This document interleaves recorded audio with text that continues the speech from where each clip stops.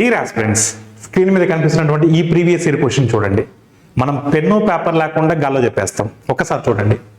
A shopkeeper finds that the profit earned by selling an article for 1470 is equal to the loss incurred when the same article is sold for 1050. In order to get 30% profit, what is the selling price?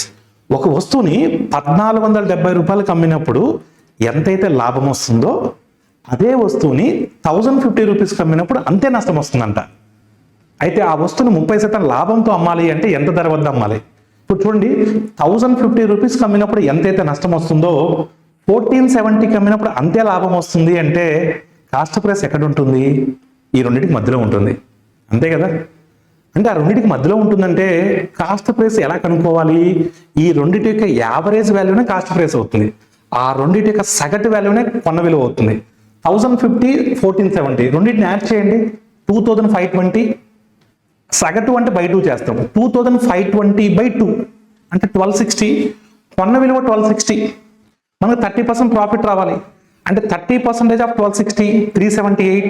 378 plus 1260 1638.